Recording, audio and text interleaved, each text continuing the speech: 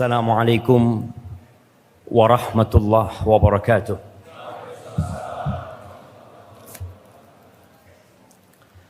Alhamdulillah alladzi bi ni'matihi tatimmus shalihat.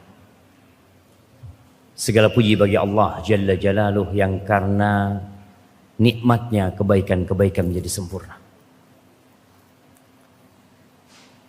Kita bisa datang ke masjid ini meninggalkan kesibukan kita, meninggalkan sebagian kenyamanan kita dalam rangka duduk di salah satu rumah Allah Azza wa Jalla.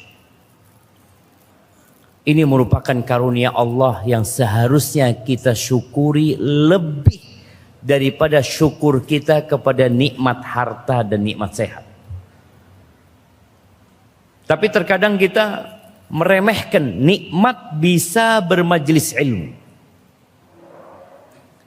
Antum bisa bayangin ya fadilah majlis ilmu itu. Kata Nabi alaihi salatu wassalam, "Wa majtama'a qaumun fi baitin min buyutillah yatluna kitab Allah wa yatadarasunahu fima bainahum illa nazalat alaihimus sakinah." Tidaklah suatu kaum yang duduk berkumpul di salah satu dari rumah Allah Azza wa Jalla. Allah menamakan tempat ini Baitullah. Kita punya rumah. Kita berlomba-lomba untuk memperindah rumah kita. Tapi ketahuilah bahwa rumah yang paling mulia di muka bumi ini Baitullah. Dan kita ada di salah satu dari rumah Allah Azza wa Jalla. Ngapain di rumah Allah? Yatluna kitab Allah. Membaca kitab Allah, mengkaji Al-Quran, mempelajarinya. Apa yang akan Allah berikan? Harta yang berlimpah ruah? Ditambahin duitnya? Bukan. Akan turun yang namanya sakinah. Jamaah, kenapa banyak orang-orang yang menjadi public figure? Mau dibilang banyak, ada mungkin. Yang mereka harus mengkonsumsi obat penenang. Kenapa? Coba angkat tangan. Mana hadiahnya ya? Ajib ya, di Bali ini udah gak ada hadiah-hadiah lagi. Mau kasih gule. Kenapa jamaah? Nah, kehilangan duit. Kehilangan duit? Enggak jemaah. Mereka kehilangan ketenangan. Sehingga mereka harus minum berbagai macam obat, apa aprazolam, wala apa. Akhirnya mereka tenang. Dan di majlis ilmu ini Nabi menjanjikan adanya sakinah. Jadi tenang. Tapi sakinah yang tidak mengantarkan kepada tidur. Soalnya yang tidur di majelis ilmu itu tidurnya dari setan. Bukan sakinah. Alhamdulillah Ustaz, anak kalau ke majelis ilmu itu nggak tahu Ustaz ya, kok bisa tenang sampai tidur Ustaz. Masya Allah. Bukan sakinah itu jamaah. Sakinah kedamaian jiwa, kebahagiaan yang antum dapatkan. Antum bisa meninggalkan dunia antum. Orang kalau berpikir keuntungan, gak mungkin dia datang ke majelis ilmu. Dia akan tetap buka usahanya. Dia akan peras keringatnya. Apalagi waktu adalah uang buat sebagian manusia. Sakinah. Wa ghasyiyatuhumur rahmah. Rahmat Allah, kasih sayang Allah itu meliputi orang-orang yang hadir di majelis ini. Kemudian dapat apa lagi? Wa haffathumul malaika. Malaikat-malaikat Allah. Dulu malaikat itu sempat protes ketika penciptaan manusia. Tatkala Allah mengatakan, "Inni ja'ilun fil ardi khalifah." Aku hendak menjadikan di muka bumi ini khalifah. Apa kata malaikat? Qalu ataj'alu fiha man yufsidu fiha wa yasfikud dima. Ya Allah, apakah Engkau hendak menciptakan di muka bumi ini makhluk yang akan membuat kerusakan, makhluk yang akan menumpahkan darah? Kata Allah, qala inni a'lamu ma la ta'lamu. Aku mengetahui apa yang kalian tidak ketahui. Sekarang malaikat hadir di majelis ilmu. Mereka benar-benar senang dan bergembira dengan manusia. Manusia yang taat kepada Allah Azza wa Jalla. Dan yang penting atau lebih penting dari itu, wa dzakarahumullah fi man indah. Antum bisa bayangin duduk di majelis ilmu, nama antum disebut-sebut sama Allah Azza wa Jalla. Fulan datang ke majelis ilmu, fulan hadir ke majelis ilmu, disebut namanya di depan malaikat-malaikat Allah Azza wa Jalla. Antum kalau nama antum disebut sama Bapak Jokowi, ya Allah, nama anak disebut sama Bapak Jokowi, ada kebanggaan tersendiri jemaah. Bagaimana ketika nama antum disebut sama Allah Azza wa Jalla Rabbul Alamin? Tapi terkadang kita memang tidak sadar dengan karunia Allah hadir di majelis ilmu. Allahumma salli wa sallim ala abdika wa rasulika sayyidina wa maulana Muhammadin wa ala alihi wa ashabihi ajma'in. Ya Allah, semoga salawat dan salam, berkah dan nikmat senantiasa Engkau curahkan untuk hamba kekasih-Mu, untuk baginda Nabi kita Muhammad alaihi salatu wassalam, untuk keluarga beliau, untuk istri-istri beliau, untuk putra-putri beliau, dan untuk seluruh sahabat Nabi. Semoga Allah meridai kita bersama mereka. Amma ba'd. Anak kira tadi ada yang nuangin air, jangan ternyata enggak dituangin. Masya Allah. Cuma dibukain doang tadi. Bismillah.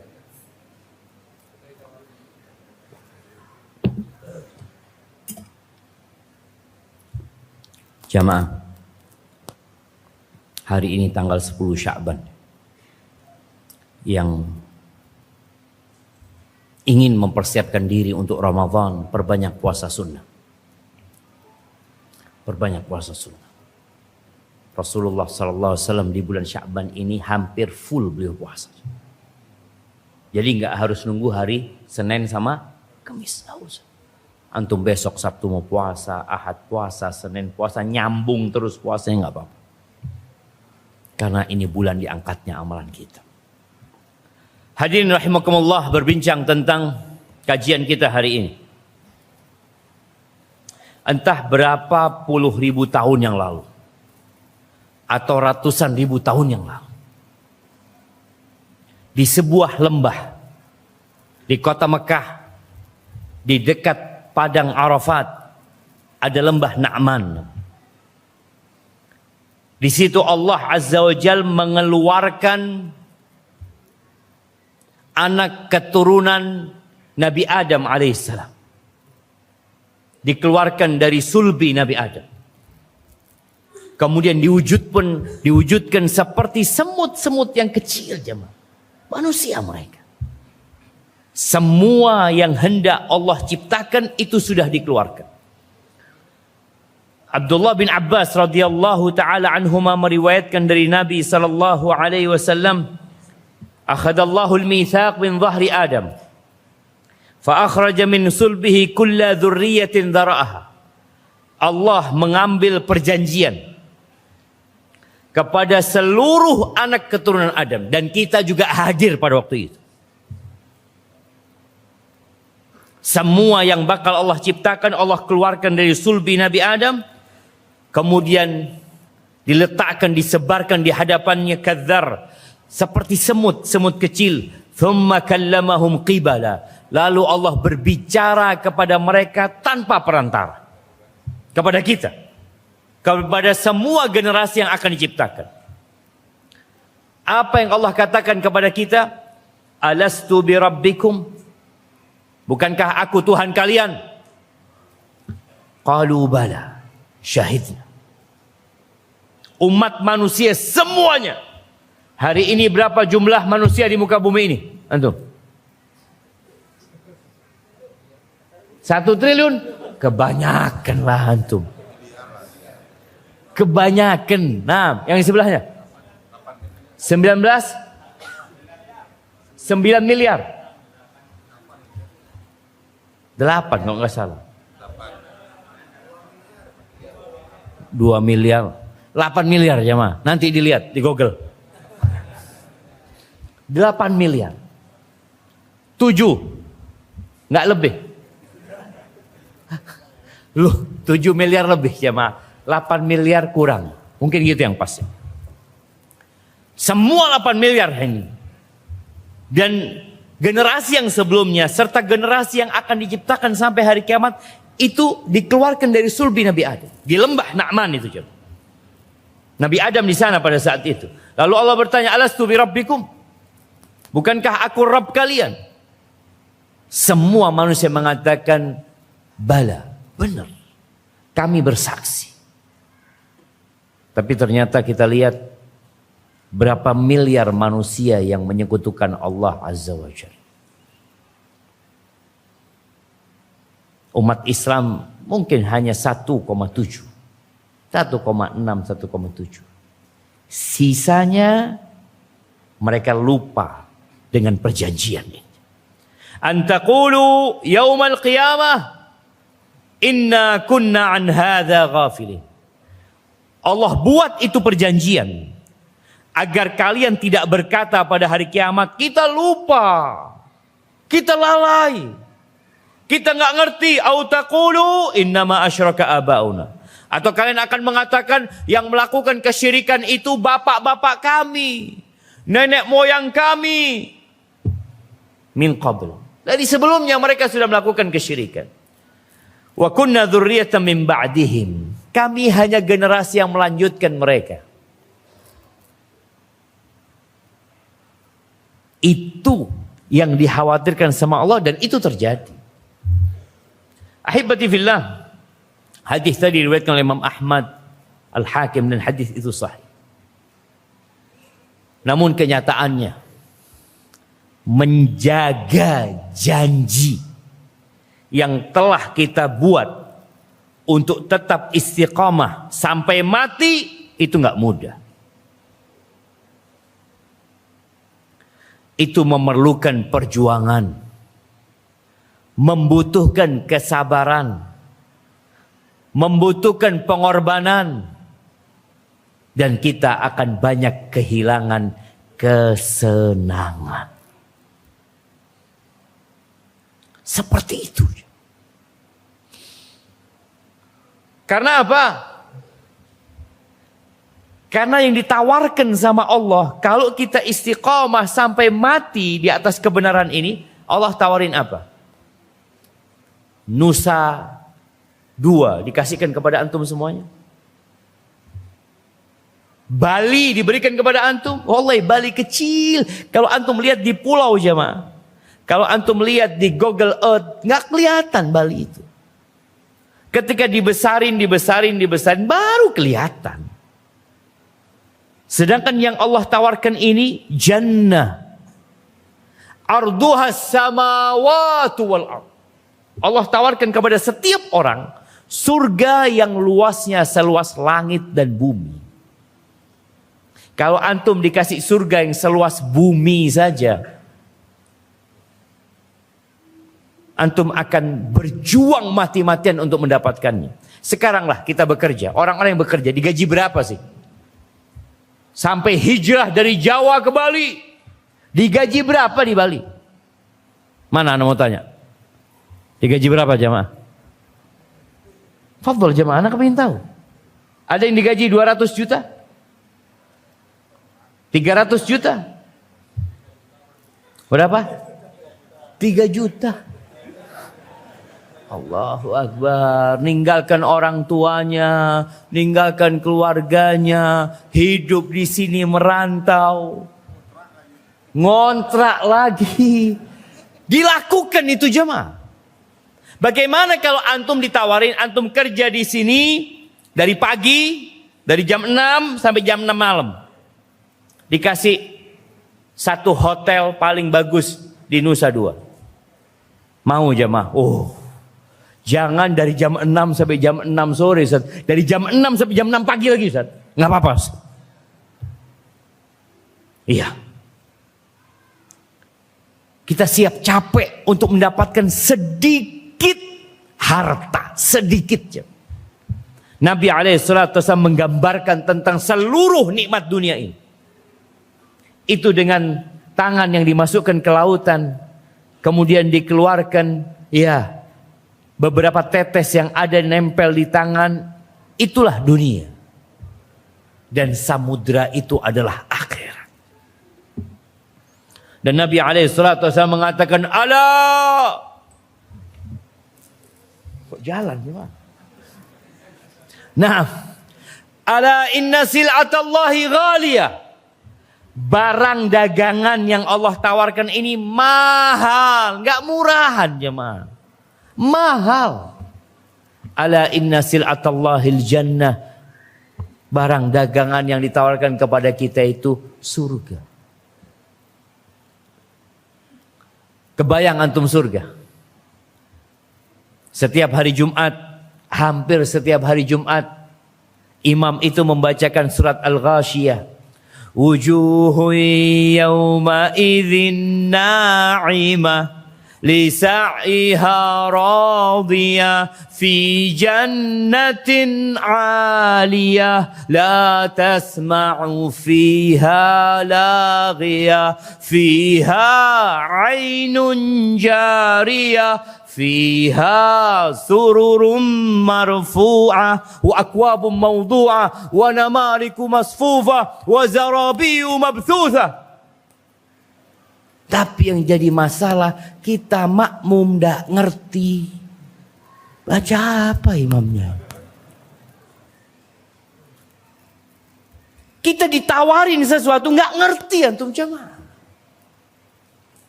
Ini yang menyebabkan banyak di antara kita nggak semangat. Antum kira-kira kalau ada orang di sini menawarkan barang yang indah kepada antum pakai bahasa India. Antum lihat, anu apa orang ini? Pergi antum mungkin. Kan antum nggak paham. Maka kita perlu paham paling tidak dengan surat Al-A'la dan Al-Ghasyiyah. Karena dua surat ini sering dibacakan. Salat Isya dianjurkan baca itu. Salat Jumat baca itu. Idul Fitri baca itu. Idul Adha baca itu. Istisqa baca itu. Salat kusuf baca itu. Yani ini surat begitu indahnya. Allah memberikan penawaran kepada kita, tapi kita nggak paham. Makanya kadang-kadang sebagian kalau imamnya baca itu, Allah, kok nggak baca qul huwallahu ahad aja.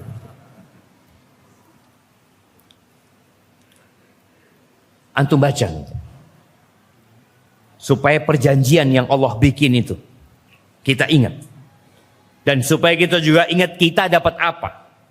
Karena biasanya kalau kita membuat sebuah MOU, kita akan tahu tentang hak dan kewajiban. Hak anak apa? Anak dapat apa?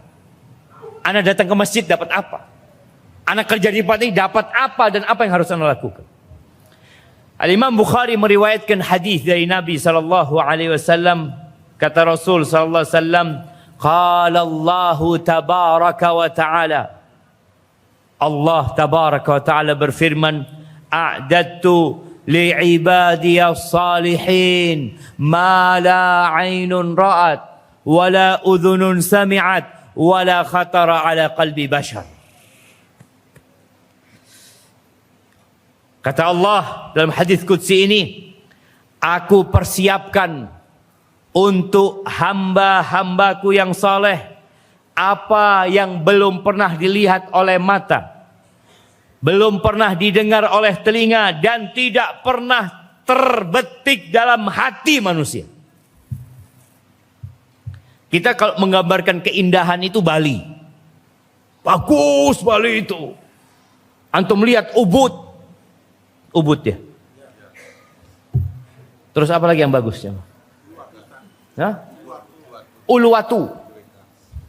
Antum lihat ya Allah bagus banget. Bagaimana surga? Oh ini udah dilihat ini. Surga lebih daripada ini. Antum lihat orang-orang dari luar negeri mengeluarkan biaya yang besar padahal dia sudah sepuh. Anda tinggal di hotel, lihat yang datang orang-orang tua aja, Mak.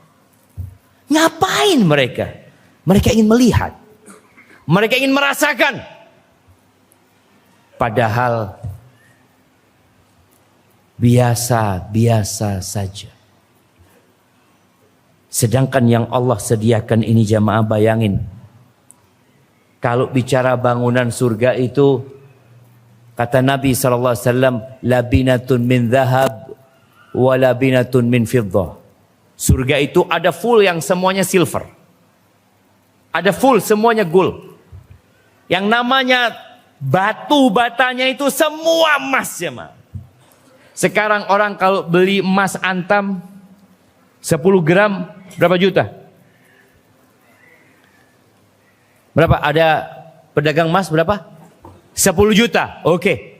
Kalau 1 kilo 1 M. Kira-kira satu batu bata itu 1 kilo? Lebih kayaknya jemaah. Iya. Besar batu bata itu jemaah. Antum kalau punya itu bagaimana aja? Punya 1 kilo. Ya Allah, ditaruh di berangkas besi.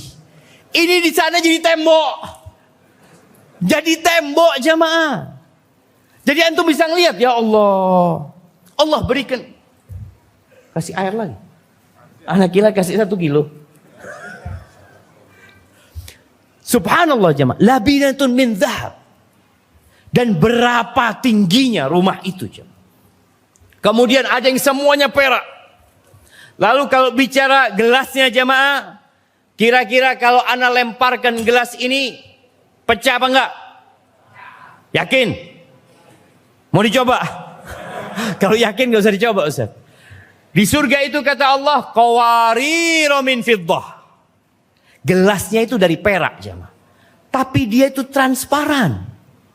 Mau dilempar gak akan pecah. Sampai seperti itu. Bagaimana dengan wanitanya? Antum punya istri, tambah tahun tambah muda, tambah tua? Tambah keriput Bapak. Allahu Akbar. Ya. Dilihat, ya Allah kok kayak gini gitu ya. Tapi dia juga tua. Dia pikir istrinya doang yang tua. Dia juga tua. Dilihat udah putih, istrinya udah bosan sama dia juga. Pikirnya istrinya masih sabar menghadapi dia.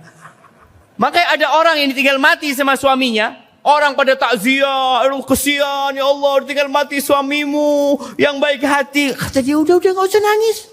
Alhamdulillah udah mati. Ruwet anak ngurusin dia.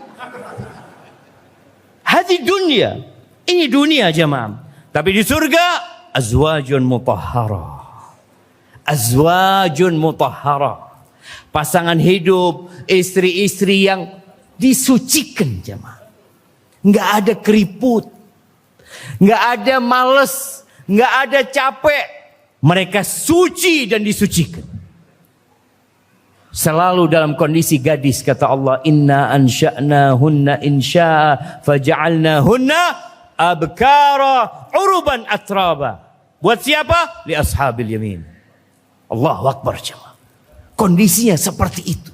Bahkan kata Allah, kata Nabi alaihi salatu wassalam, kerudungnya jemaah. Tahu kerudungnya antum? Wala nasifuha, bidadari surga itu ada yang pakai kerudung lah, pakai kayak selendang yang di atas kepalanya. Sekarang kerudung paling mahal berapa di sini jemaah? Ada yang 1 M. Ada istri antum, ana belikan istri ana Ustaz, kerudungnya 1 M Ustaz. Kayaknya enggak ada. Itu kerudung yang Allah berikan kepada wanita penghuni surga. Wala nasifuha khairun minad dunya wa ma fiha. Kerudungnya itu Bali dijual semuanya enggak cukup untuk beli kerudung. Indonesia mau dijual semuanya digadaikan nih. Mau beli kerudungnya bidadari surga enggak bisa. Dunia dan isinya enggak cukup. Sekarang emak-emak itu paling senang beli baju. Betul? Makanya kalau kita ke mall, ke pasar, paling banyak bajunya siapa? Emak-emak. Bapak-bapak bajunya ya itu aja lah. Allah berikan kesenangan kepada wanita di surga. Nanti istri antum di surga itu pakai baju 70 hullah. Pakai baju 70 lapis. Antum nggak kebayang ya gimana sekarang perempuan kalau antum di rumah, istriku aku belikan kepadamu ini baju 10 engkau pakai semuanya. Apa kata istrinya? Emangnya aku nggak waras bang suruh pakai semuanya. Mungkin dia pakai, ibu-ibu pakai baju berapa lapis? 2-3 lapis. Iya. Pakai baju daleman, luaran, terus pakai jas, pakai apalah. Di surga pakai 70. Dan dari semua arah perempuan itu bisa dilihat dengan pakaian itu. Gimana indahnya. Sekarang kalau dia kepingin cantik di dunia harus gonta-ganti pakaian kan. Ini nggak perlu. Dan dengan seperti itu sumsum betisnya kelihatan. Allahu Akbar jemaah. Makanya kalau antum ingat sama itu, ahsan antum meminang bidadari surga. Ad-dunya mal'una mal'unun man fiha. Dunia ini terlaknat dan terlaknat yang di dalamnya. Illa dzikrullah wa mawala wa alim au muta'allim. Kemudian di surga itu enggak ada rumah sakit. Ada enggak rumah sakit? Sekarang di dunia orang kalau bikin rumah, beli rumah, dia cari rumah yang strategis. Yang lengkap semuanya, ada pasarnya, ada rumah sakitnya, ada kliniknya, ada apoteknya. Yang paling penting dari semua itu ada apa? Ada toiletnya. Antum bagaimana tinggal di hotel mewah, rumah mewah, tapi nggak ada toiletnya? Wajib tinggal situ. Tiap hari kasih uang 1 miliar antum. Tanpa toilet. Apa yang terjadi sama antum? Dan di surga nggak ada toilet. Nggak ada toilet. Karena orang tidak membuang kotoran. Nggak ada klinik, nggak ada rumah sakit. Antum sekarang kalau makan, semakin kaya antum semakin takut makan. Seharusnya orang semakin kaya. Anak punya bibi cerita rahimahullah. Ada satu perempuan dengan mobil mewahnya ganti oli itu di tempat bibi Ana. Dilihat perempuan ini dengan gayanya, ya kaya banget nih kayaknya ini. Ditanya sama bibi Ana, ya Allah ibu ini kaya banget ya, ini itu kata dia. Iya, tapi saya kehilangan banyak nikmat sekarang. Dulu saya itu kepingin makan donat yang enak-enak ya sebelum punya duit. Sekarang duit banyak, nggak boleh makan donat. Karena sudah kolesterol, karena sudah gula, ini itu. Itu dunia jemaah. Antum nggak akan bisa menikmatin dunia kecuali satu piring. Makanya dari dulu istilahnya mencari sesuap nasi itu cuma.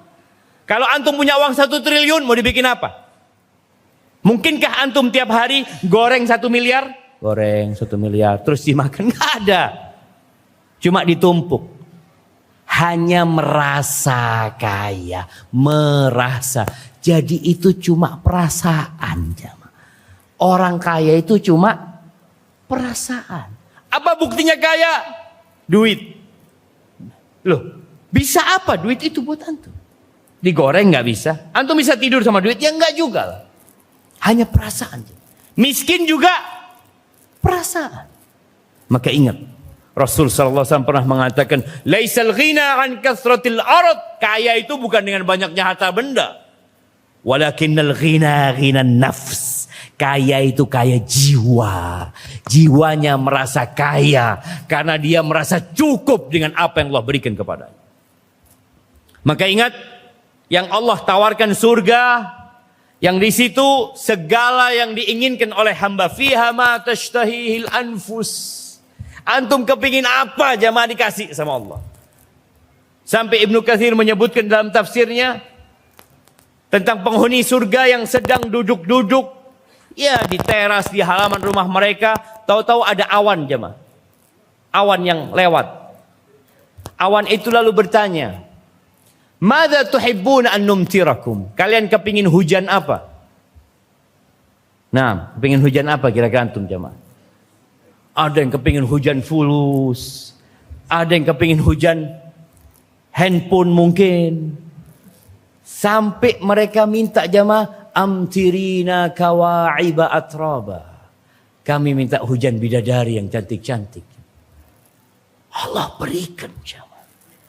Tapi kita harus capek di sini. Antum harus lelah. Nabi alaihi salatu wasallam sampai bengkak kakinya sholat. Beribadah kepada Allah Azza wa Jalla. Beliau terluka ketika perang Uhud. Beliau enggak kebal sallallahu alaihi wasallam.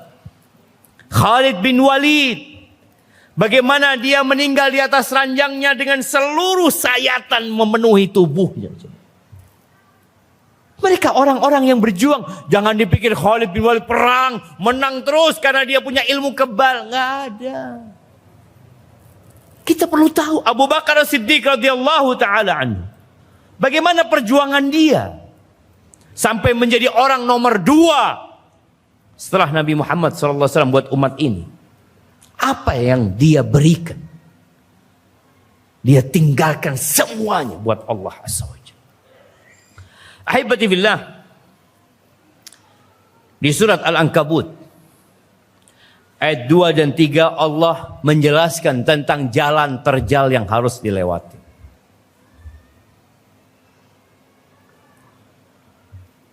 Siap apa enggak kita melewati? Kata Allah Azza wa Jalla, ahasiban nas an yutraku an yaqulu amanna wa hum la yuftanun. Apakah manusia mengira hanya dengan modal mengatakan amanna, kami beriman, kami hijrah, kami sebagai ahlu sunnah wal jamaah, wa hum la yuftanun, mereka tidak diuji, mereka tidak difitnah, mereka tidak dikasih cobaan, cukup ngomong doang. Tadi ada siapa yang di belakang, pemuda apa? Pemuda hijrah. Nggak akan diuji, antum akan diuji. Allah mengatakan walaqad fatanna alladzina min qablihim. Kami benar-benar telah memberikan fitnah, memberikan ujian dan cobaan kepada orang-orang sebelum mereka. Fala ya'lamannallahu alladzina sadaqu wa la ya'lamannal kadzibin. Sehingga benar-benar nampak, kelihatan bagi Allah Azza wa Jalla siapa yang benar-benar beriman dan siapa yang pura-pura beriman. Dan ingat, innamal a'malu bil khawatim. Kata Nabi SAW, amalan itu tergantung penutupnya. Contoh, antum sekarang datang kajian, awal datang kajian, Masya Allah. Dapat 15 menit. Tahu-tahu bubar. Loh, kok sudah selesai? Kok cepat Ustadz kajiannya? Amalan itu tergantung penutupnya. Yang sekarang istiqomah, apakah pasti masuk surga? Enggak. Bagaimana antum matinya nanti? Maka kita perlu menjaga jam. Bagaimana kita bisa bersabar di atas agama Allah ini. Dan ketahuilah, badai pasti datang. Antum sering dengar badai pasti berlalu. Iya. Tapi ingat, badai pasti datang. Kalau seperti itu, Allah yang memastikan hal itu. Allah berfirman di surat Ali Imran ayat 142, am hasibtum an tadkhulul jannah. Apakah kalian mengira kalian bisa masuk surga? Jamaah, antum kalau datang ke hotel bintang 5 di Nusa Dua sini, lalu antum datang, saya mau masuk hotel. Loh, Bapak sudah reservasi? Belum. Bapak punya fulus? Nggak ada. Terus Bapak, pokoknya saya mau masuk kamar. Kira-kira antum masuk kamar nggak? Masuk. Tapi kamar yang lain. Masuk antum. Karena ada syarat dan ketentuan jemaah. Maka Allah katakan kepada sahabat-sahabat Nabi, am hasibtum an tadkhulul jannah. Apakah kalian mengira kalian bisa masuk surga? Walamma ya'lamillahu alladhina jahadu minkum wa ya'lamas sabirun. wa ya'lamus sabirin. Sedangkan Allah belum mengetahui, artinya belum nampak nih. Allah sudah tahu dengan semua yang akan terjadi. Tapi Allah ingin menampakkan dengan ilmu yang zahir, kelihatan. Siapa di antara kalian yang berjihad, yang berjuang, yang berkorban, dan siapa di antara kalian yang sabar. Maka para sahabat Nabi itu, mereka benar-benar merasakan pahitnya menegakkan agama Allah. Bilal bin Rabah, apakah dengan santai suara sandalnya terdengar di surga? Disiksa Bilal itu jamaah. Diteriknya matahari kota Mekah. Digiring, diarak, dilecehkan, dibuli. Disakiti secara fisik. Bilal mengatakan ahadun ahad, ahadun ahad. Ketika keluarga Ammar bin Yasir, bapaknya, ibunya disiksa, Nabi SAW melewatin mereka. Apa kata Nabi kepada mereka sallallahu alaihi wasallam? Sabran ala Yasir, sabran. Sabar keluarga Yasir. Fa inna mau'idakumul jannah. Surga tempat kalian. Tewas jemaah. Ditusuk kemaluan ibunya Ammar oleh Abu Jahal dengan tombak sampai mati. Lalu kita mengira kita bisa nyaman-nyamanan masuk surga. Allah akan berikan ujian kepada kita. Dan di surat Muhammad alaihi salatu wasallam ayat 31 Allah mengatakan wala nabluwannakum, kami benar-benar akan menguji kalian. Ini sebuah kepastian jemaah. Kenapa Allah berikan ujian? Hatta na'lamal mujahidina minkum wassabirin. Sampai kami benar-benar mengetahui, nampak tuh. Siapa di antara kalian yang berjihad. Perintah Allah itu ujian. Larangan Allah itu ujian. Takdir buruk itu ujian. Takdir baik itu ujian. Jihad yang paling utama adalah bagaimana kita memerangi nafsu kita sendiri. Nih di bulan Sya'ban, Nabi SAW banyak puasa sunnah. Untuk menundukkan syahwatnya. Untuk mengontrol nafsunya. Bagaimana dengan kita? Wa ana alhamdulillah Ustaz. Bisa mengontrol nafsu dan syahwat an. Puasa. Usahakan. Wasabirin, dan yang sabar. Siapa yang sabar? Enggak semuanya mampu untuk bersabar. Para sahabat Nabi sempat ya, mereka goyah dengan ujian-ujian yang ada. Lalu Allah katakan ya ayyuhalladzina amanu sabiru wasabiru warabitu wattaqullah. Wahai orang-orang yang beriman, sabarlah, kuatkan kesabaran kalian. Sabar menghadapi cobaan yang itu berupa takdir. Sabar menghadapi orang-orang yang menyakiti dan mengganggu serta menzalimin kita. Perlu sabar. Bagaimana sabarnya Nabi menghadapi Abu Jahal sallallahu alaihi wasallam? Bagaimana sabarnya Nabi menghadapi Abu Lahab? Bayangin ya. Ana ingin antum membayangkan Nabi SAW itu berceramah jemaah. Mendatangi jemaah haji yang sedang berada di Mina, datang ke tenda mereka. Ketika di pasar, Nabi datang ke pasar, mengajak mereka kepada Allah Azza wa Jalla. Datang Abu Lahab. Kata dia, jangan percaya. Pembohong ini, aku pamannya. Gimana antum dikatakan seperti itu? Celaan-celaan kepada Nabi SAW, majnun, orang gila, kahin, dukun, sahir, penyihir, syair, penyair. Itu diberikan kepada manusia terindah yang pernah menginjakkan kakinya di muka bumi. Baca sejarah.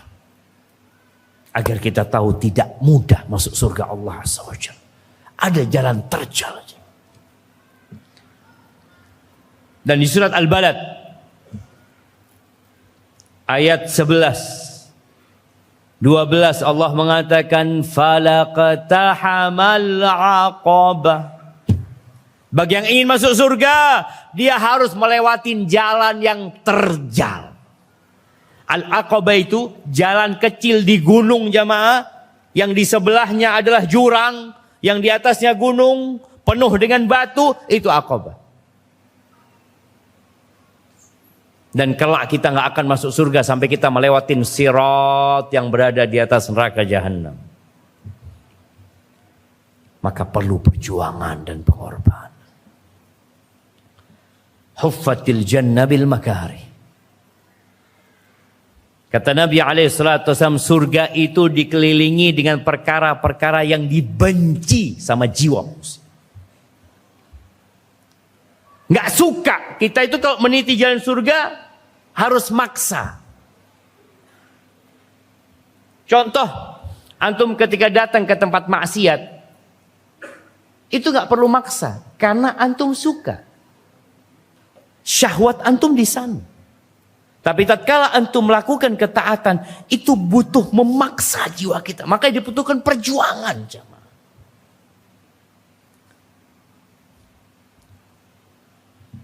Kira-kira 14 tahun setelah dakwah Nabi SAW. 13 tahun di Mekah, ya. Kemudian sampai ke kota Madinah. Turun firman Allah di surat Al-Baqarah ayat 214. Ini sahabat sudah sampai Madinah, nggak punya rumah, tinggal di masjid, kadang kala makan, kadang kala nggak makan, kerjaan nggak punya, hidup nggak jelas. Itu Allah katakan kepada mereka, am hasibtum an tadkhulul jannah. Allah tegur lagi, kalian mengira kalian bisa masuk surga?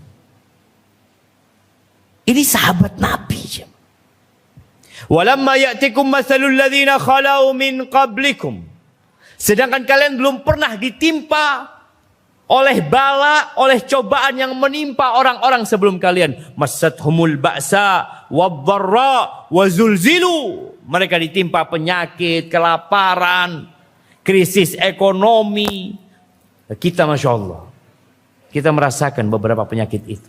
Tapi tidak seperti yang Allah sebutkan. Digoncangkan keimanan mereka. Hatta yaqula ar-rasul walladzina amanu ma'ahu mata nasrullah. Sampai Rasul utusan Allah ini dan orang-orang yang beriman mengatakan, kapan pertolongan Allah itu datang? Antum pikir Nabi SAW setelah hijrah hidupnya nyaman? Antum mungkin setelah hijrah alhamdulillah, antum mungkin kehilangan pekerjaan. Sebagian sahabat kehilangan istri. Sebagian mereka kehilangan anak. Sebagian mereka kehilangan orang tua. Kalau bicara rumah, pekerjaan, tanah, semuanya hilang. Mereka tinggalkan di Mekah semuanya ketika mereka hijrah. Itu masih Allah tegur dengan ayat ini. Al-Imam Ibnul Qayyim rahimahullahu ta'ala pernah mengatakan, ajma'atil uqala min kulli ummah. Semua orang-orang yang berakal dari semua bangsa itu bersepakat.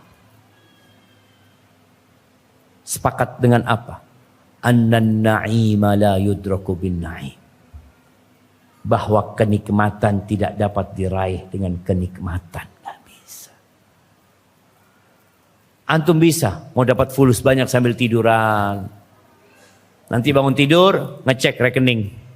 Oh masih kosong, tidur lagi. Nanti bangun ngecek rekening. Oh masih kosong. Antum mau isi rekeningnya gimana? Gimana? Antum mau tidur-tiduran gitu? Akan dikatakan gak waras nih orang. Oh dia sudah bekerja, oh dia sudah capek. Ya gak apa-apa. Dia nunggu ada yang transfer karena dia sudah capek. Maka ahibati fillah, ingat surga itu dikelilingi dengan perkara yang tidak disukai oleh jiwa. Nabi sudah meninggal dunia. Para sahabat Nabi meninggal dunia. Generasi selanjutnya meninggal dunia. Dan kita sekarang hidup di generasi yang penuh dengan fitnah dan ujian. Yang kata Nabi alaihi salatu wassalam, al-qabidu ala din atau ala dini kal-qabidi ala al-jam. Orang yang berpegang teguh dengan agamanya seperti orang yang memegang bara api. Sekarang lebih berat, tapi juga lebih nyaman. Nyamannya dari sisi apa? Mungkin kehidupan dunia sebagian orang nyaman. Dulu sahabat Nabi cerita Sa'ad bin Abi Waqqas ketika diboikot Nabi SAW di Mekah itu, pernah malam hari dia kencingnya. Dia kencing, kok air kencingnya itu turun di sesuatu yang menyebabkan ada bunyi. Dia lihat, oh ternyata kulit binatang yang lama. Akhirnya dia cuci jamaah, lalu dia bakar, lalu dia tumbuk, dikasih air, dia minum. Kata Sa'ad, aku bisa bertahan 3 hari nggak makan. Makan. Kisah para sahabat Nabi ketika diutus perang. Mereka cerita, kita waktu perang itu dikasih 1 hari 1 kurma. Ini ketika mereka cerita, udah pulang dari perang. Kata sahabat yang gak ikut perang, apa gunanya 1 kurma itu? Apa manfaatnya cuma 1 kurma? Iya, manfaatnya kita baru tahu ketika gak ada kurma. 1 kurma hari ini, besok setelah itu gak ada. Jadi ingat 1 kurma kemarin, ya Allah ternyata 1 kurma itu nikmat ya. Iya, banyak di antara kita yang tidak menghargai nikmat. Apa nunggu dia ambil tuh nikmat baru engkau mengatakan alhamdulillah. Ya Allah, dulu aku masih punya gaji. Dulu engkau waktu mengadu, mengeluh dengan gaji kecil itu, lalu ketika Allah ambil semua gajinya, engkau baru mengatakan ya Allah ternyata nikmat dulu gaji kecil itu.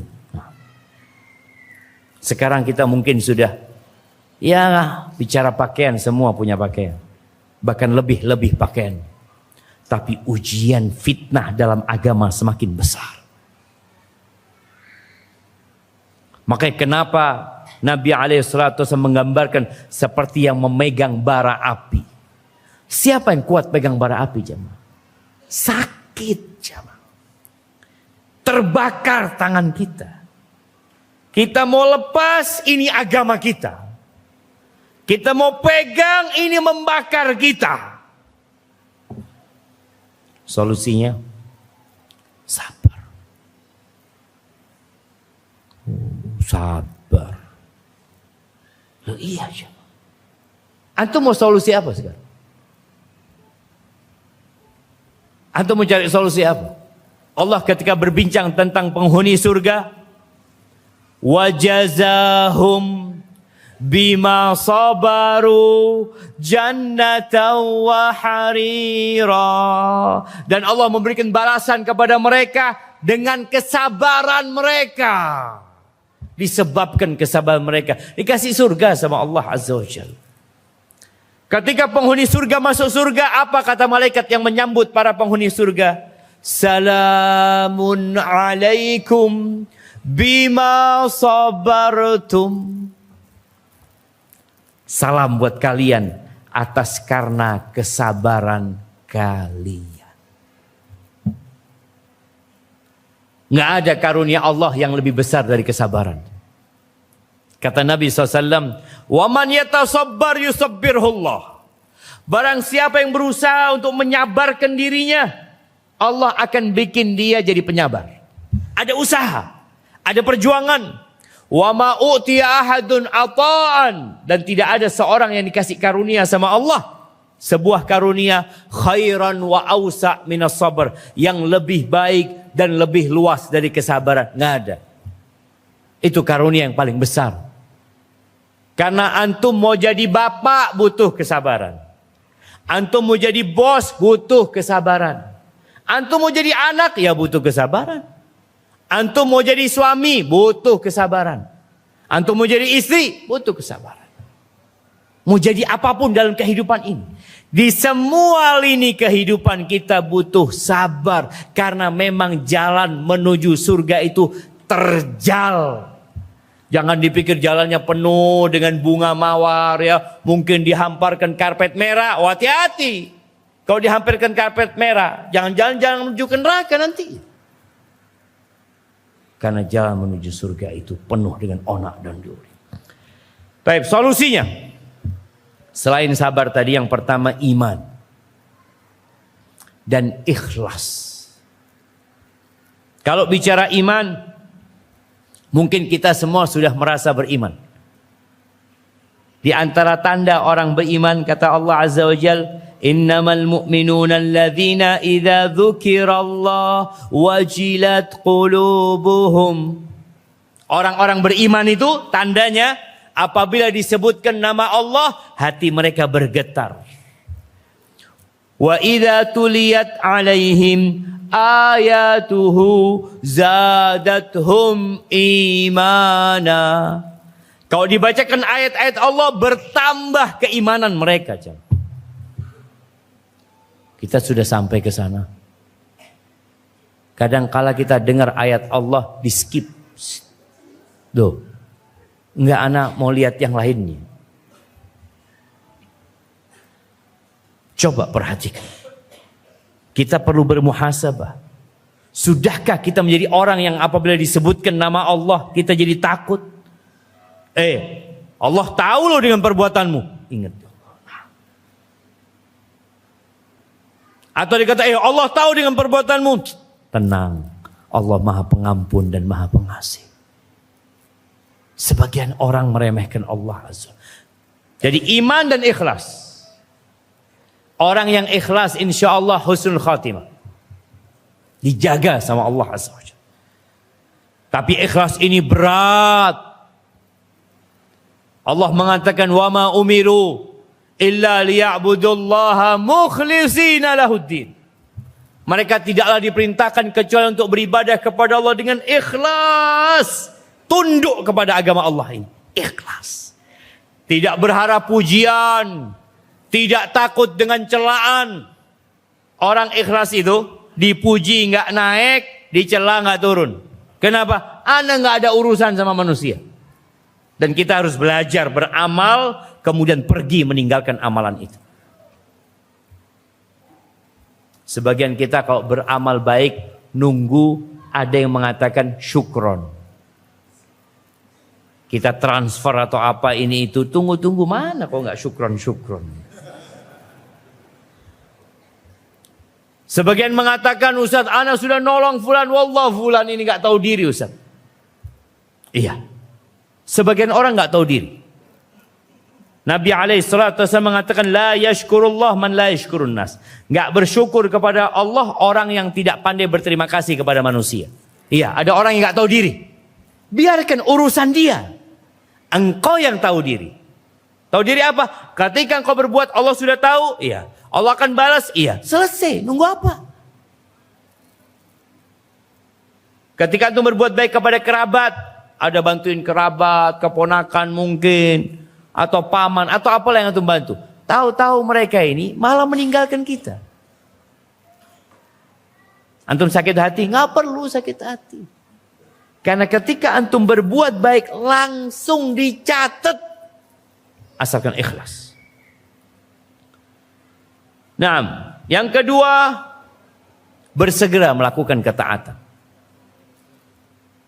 Setelah iman dan ikhlas itu, yang kedua antum kalau mau beramal jangan ditunda-tunda. Dan usahakan mendawamkan amalan itu. Bicara puasa sunnah. Ana mampunya sebulan cuma sehari. Nggak apa-apa. Tapi setiap bulan antum puasa sunnah 1 hari. Syawal sehari. Ana nggak dapat 6 hari syawal. Nggak apa-apa. Tapi antum istiqomah. Nanti bulan Dzulqa'dah 1 hari. Dzulhijjah 1 hari. Terus dijaga. Baca Quran juga sama seperti itu.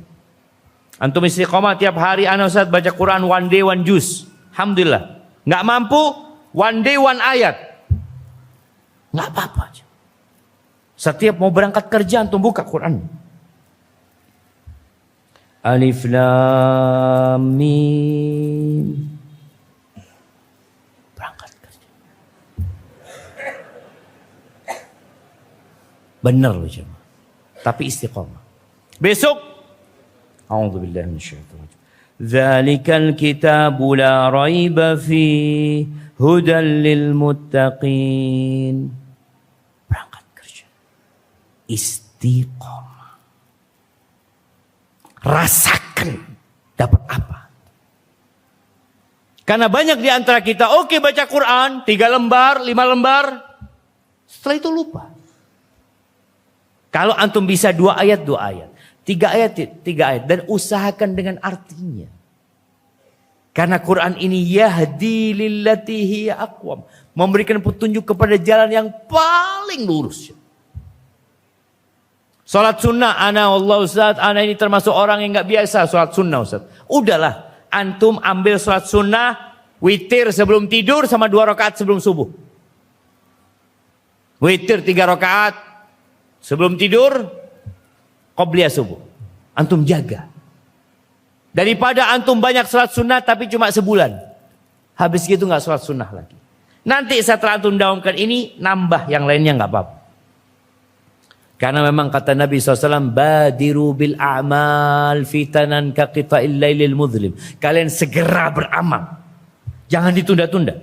Sebelum datang fitnah yang seperti potongan malam yang gelap gulita. Yusbihur rajulu mu'minan wa yumsi kafiran. Paginya beriman, sorenya kafir. Sorenya beriman, paginya kafir. Yabi'u dinahu bi'aradin minad dunya. Dia menjual agamanya dengan sedikit kenikmatan dunia. Na'udzubillah min ta'ala. Segera beramal jemaah. Zikir juga antum istighfar. Ana pokoknya mau istighfar tiap hari 100 kali. Dawamkan. Ana mau salat buat Nabi SAW setiap hari 100 kali. Tafadhol, dawamkan. Kita berusaha untuk menjalankan dengan istiqamah. Kemudian yang ketiga, belajar ilmu agama. Kita itu sering lupa. Maka berapa banyak anak yang masuk ruang ujian terus gagal, nggak naik. Kenapa? Nggak belajar dia. Dia bermain-main. Oh, dia belajar sebagian, meninggalkan sebagian. Pertanyaannya, dia yang tidak dia baca. Kan ada. Kita lah pernah ujian lah jemaah. Kita itu kadang-kadang kalau ujian, sebagian kita ya, mengira-ngira. Kayaknya pertanyaannya dari sini nih. Dia baca. Ternyata nggak keluar dari sana jemaah. Makanya kalau belajar secara umum. Semuanya kita pelajari. Yang kita butuhkan dalam kehidupan ini. Man yuridillahu bihi khairan yufaqihu fiddin. Siapa saja yang Allah inginkan kebaikan buat orang itu, maka Allah bikin orang itu belajar agama. Makanya di antara tata cara belajar itu, orang yang hadir di majelis ilmu itu 3 jemaah. Ada alim, ada muta'allim, ada mustami'. Alim ini orang alim. Memang ustadz dia mendengarkan untuk menyegarkan ingatan dia dari ilmu yang disampaikan. Yang kedua, dia memang niat belajar. Yang ketiga, mustami', mendengarkan. Apa bedanya muta'alim sama mustami'? Kalau muta'alim biasanya pegang pulpen sama buku. Dia catat. Oh, kalau mustami' bawa kupingnya. Bawa kuping terus bersandar mungkin ya. Mustami'. Tapi masih dapat manfaat jemaah. Jangan jadi yang ketiga. La mustami' wala apa, maka belajar. Usahakan kita mendawamkan. Kalau bisa kajian rutin tiap pekan, ajak istrinya, ajak anaknya. Yuk kita ini di masa fitnah wallahi. Abah ini nggak pernah mondok. Abah ini ilmunya sedikit. Sini nak, ayolah nak, dengarkan nih nak. Ustadz ceramah. Istriku sini, engkau dengarkan. Dengan harapan ketika ada fitnah yang datang, dia bisa tegak menghadapi fitnah tersebut. Tentunya dengan izin Allah Azza. Yang keempat, doa. Baca ya muqallibal qulub, tsabbit qalbi ala dinik. Baca Allahumma inni a'udzubika min syarri sam'i wa min syarri basari wa min syarri lisani wa min syarri qalbi wa min syarri mani. Minta, ya Allah, aku berlindung kepadamu dari kejahatan pendengaranku, dari kejahatan penglihatanku, dari kejahatan lisanku, dari kejahatan jiwaku atau hatiku, dan dari kejahatan air maniku. Minta. Allahumma inni as'aluka tsabata fil amr wal azimata 'ala rusyd. Ya Allah, aku minta ketetapan dalam urusan ini dan semangat yang kuat dalam menjalankan agama di atas kebenaran. Rabbana la tuzigh qulubana ba'da idh hadaitana wa hab lana min ladunka rahmah innaka antal wahhab. Kemudian jamaah perbanyak baca Al-Qur'an. Perbanyak. Dengan artinya. Biasanya nanti ini kita mau masuk Ramadan akan muncul pertanyaan. Ustadz, mana yang lebih utama? Menghatamkan Al-Quran atau membaca sama artinya? Tapi tidak hatam. Ini orang apa cuma baca Quran di bulan Ramadan? Sepanjang tahun kemana engkau tidak tanya? Kenapa pertanyaan itu baru muncul sekarang? Karena baru mulai baca Quran. Baru mulai nih. Kalau sepanjang tahun antum baca Quran, nggak perlu tanya itu. Sebagian kita mengatakan, wallah Ustaz, anda nggak punya waktu Ustaz. Semua orang yang ada di masjid ini waktunya sama. 24 jam. Tapi ada yang waktunya diberkahi, ada yang waktunya nggak berkah. Orang yang kerjaannya menjadi satpam jamaah, dalam bayangan ana, security, itu menjadi orang yang paling banyak punya waktu luang. Untuk baca Quran, dengarkan kajian.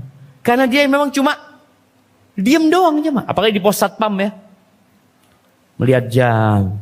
Kok nggak pagi-pagi? Kita semua punya waktu. Tapi antum gunakan untuk apa itu yang harus antum tanyakan. Kemudian yang keenam, cari sahabat yang baik. Karena jalan terjal itu kadangkala antum capek. Kalau sendirian itu capek. Tapi kalau ada temennya, antum contoh nih ya. Ketika antum masuk masjid, sholat taraweh. Masya Allah. 1 rakaat, imamnya baca 4 lembar. Antum awalnya mau lemes. Aduh, kok panjang banget. Tapi lihat di sebelah anak kecil, semangat. Waduh, masa anak kalah sama dia? Lihat di sebelah kiri kita, ada orang tua. Yang dia kakinya cuma 1, tapi dia tetap berdiri. Kira-kira antum mau duduk jemaah? Malu ya. Itu manfaat teman-teman baik. Makanya ana minta antum yang ada di sini, jangan sampai tidak kenal dengan yang di sebelah kanan dan kirinya. Ana mau tanya ya, antum. Ya, antum kenal nggak sama yang di kiri antum? Enggak kan? Katanya mau istiqomah. Kenalan dulu, coba kenalan dulu. Tanya dari mana? Wallahi jamaah, coba semuanya kenalan dulu. Ini cara yang ke-6 ini dipraktekkan. Oh iya tahu. Tahu nanti datang kajian lagi nggak cari sohib. Ini tempat cari teman baik jamaah. Baik, fadhal antum kenalan dulu, ana mau minum dulu.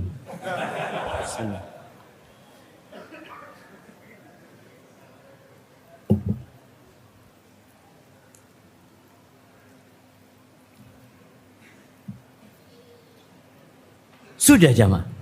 Antum sudah kenal semua sama yang di sebelahnya. Ana mau tanya lagi bentar lagi ya. Udah. Baik, antum yang pakai baju putih. Udah kenal sama yang kanan? Belum kan? Astagfirullahaladzim. Ayo kenalan dulu. Jamaah ini bener. Antum pikir ini ana cuma menyampaikan sekedar teori ya. Dipraktekkan sekarang ini.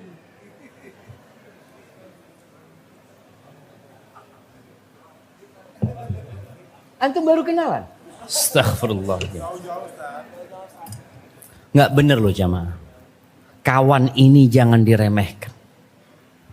Nabi SAW mengatakan, Mathalul jalisis salih wa jalisis su' kahamilil miski wa nafikhil kir. Permisalan antum duduk sama teman yang baik dan teman yang buruk itu seperti penjual minyak wangi dan seperti alatnya pandai besi. Kalau antum duduk sama orang yang jual minyak wangi, kira-kira dapat apa antum?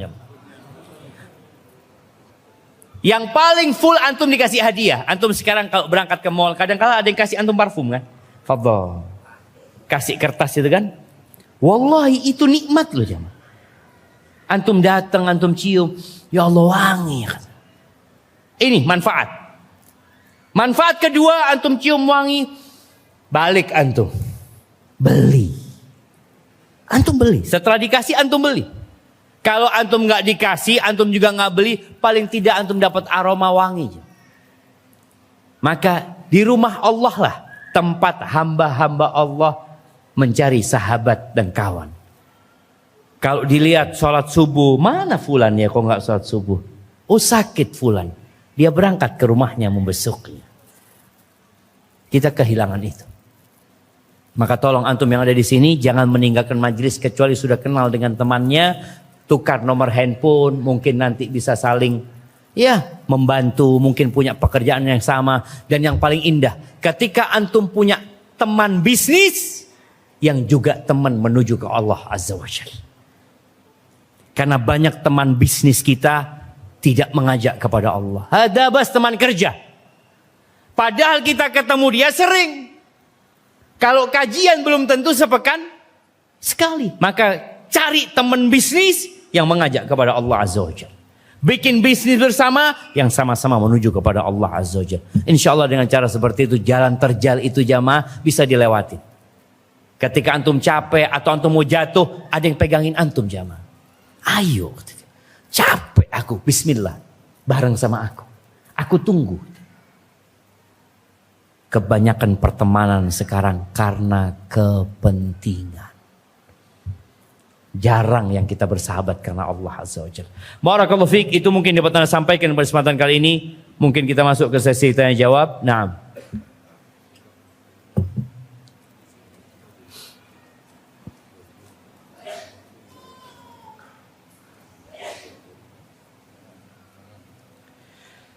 Ustaz, di saat kajian seperti ini iman jadi naik.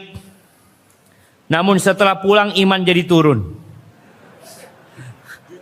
Jadi sampai rumah langsung turun. Apalagi saat pegang HP. Padahal waktu akan dihisab. Bagaimana solusinya Ustaz? Ya tadi kita berikan solusi. Bagaimana antum cari kawan yang baik. Bagaimana tatkala antum pulang ke rumah istiqomah mengamalkan sesuatu yang antum mampu untuk istiqomah. Yang mampu istiqomah, jangan memaksakan diri yang antum gak mampu. Pernah Nabi SAW melihat di Masjid Nabawi ada tali ya ma. Ada tali. Nabi tanya, ini tali buat apa kata dia. Oh itu tali kalau nggak salah buat Zainab, istrinya Nabi SAW. Zainab itu sholat malam karena dia ingin baca yang panjang-panjang, nggak kuat itu sampai pegangan tali. Akhirnya Nabi suruh potong tali itu. Sholatlah ketika engkau semangat, karena ditakutkan nanti orang akhirnya jadi futur ya. Ketika dia memaksakan diri yang dia nggak mampu untuk melakukan. Kemudian kalau bicara ketika pegang handphone, antum harus punya janji sama diri antum. Umpamanya setiap anak pegang handphone, anak mau baca Quran satu halaman. Baca dulu. Baca, baru antum buka yang lain. Mudah-mudahan dengan cara seperti itu antum bisa dijaga. Tapi ingat, tolong baca sama artinya. Usahakan sama artinya.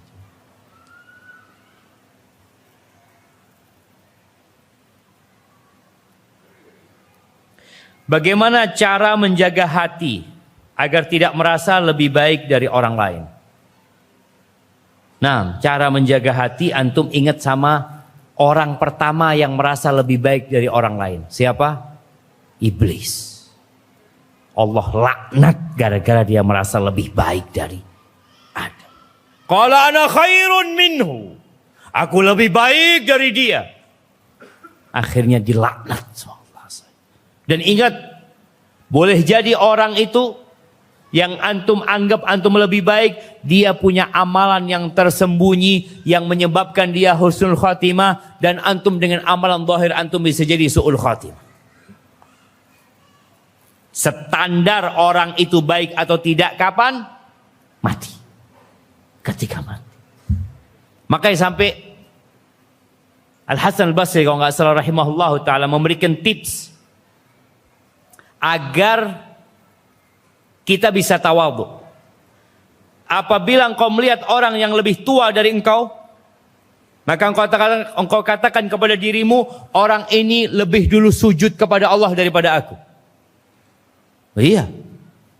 Ketika melihat yang lebih muda, katakan kepada dirimu, aku ini lebih dulu berbuat maksiat daripada orang ini. Sehingga kita berusaha untuk menjaga hati kita. Karena tadi nggak ada gunanya. Termasuk yang membinasakan seseorang, i'jabur rajuli binafsihi. Orang takjub dengan dirinya sendiri. Bagaimana cara menyikapi mertua yang lebih menginginkan cucunya memilih sekolah akademik daripada pondok pesantren? Ana dan suami ingin memasukkan anak ke pondok pesantren, tapi masih bertentangan dengan mertua. Jamaah rahimakumullah, kadangkala terjadi overlapping di dalam rumah tangga. Artinya yang tidak memiliki wewenang, dia menjalankan tugas itu. Ingat orang tua, ketika dia sudah menikahkan anaknya, anak perempuannya, maka dia ikut suaminya. Siapa yang paling berhak memberikan nama kepada anak itu? Bapaknya, bukan orang tuanya, bukan kakeknya, seperti itu. Yang menentukan anak ini sekolah di mana? Ya bapaknya, bukan kakeknya. Cuma seorang anak itu menghormati orang tuanya. Seperti ini, kenapa anak itu enggak tinggal memasukkan anaknya? Padahal itu hak dia. Dia ingin menghormati orang tua. Padahal itu bukan satu hal yang wajib gitu jemaah. Oh, orang tua kepingin dia sekolah, neneknya ingin dia sekolah di sekolah A, orang tuanya sendiri ingin dia sekolah B. Ya orang tuanya. Cuma bagaimana komunikasi sama orang tua, sama mertua.